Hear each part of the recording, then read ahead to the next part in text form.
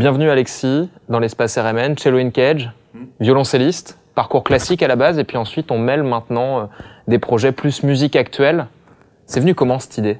Par hasard et puis par envie d'essayer des choses. Je pensais pas, quand j'ai commencé à faire ce genre de choses, je pensais pas forcément le concrétiser, quoi.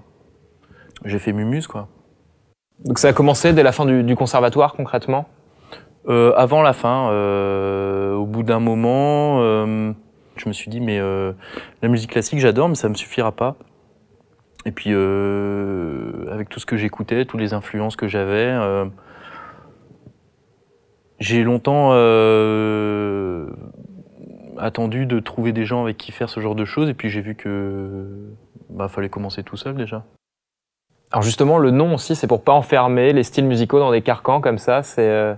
Oui, alors j'ai utilisé l'image classique qu'on a du violoncelle, mais j'avais envie de montrer que c'était pas forcément ça, et qu'on l'enfermait dans une cage.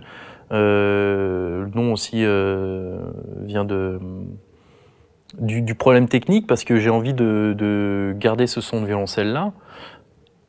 Et le problème, c'est que quand on prend un bon micro, ça repique, et comme moi je m'enregistre en temps réel avec ces machines-là, enfin avec l'ordi, ça pose des problèmes, quoi. D'où l'idée de me mettre dans une cage pour me protéger du son.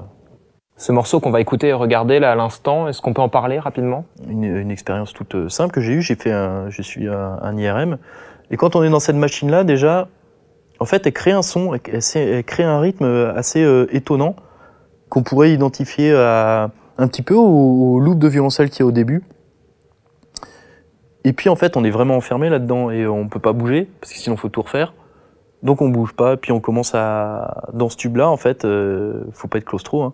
On commence à rêver, en fait, et puis mené par ce bruit-là, et puis forcément quand on est là-dedans, c'est qu'on a des questions existentielles qui arrivent, et voilà, du coup c'est un voyage. Eh ben on va voyager maintenant. Allons-y.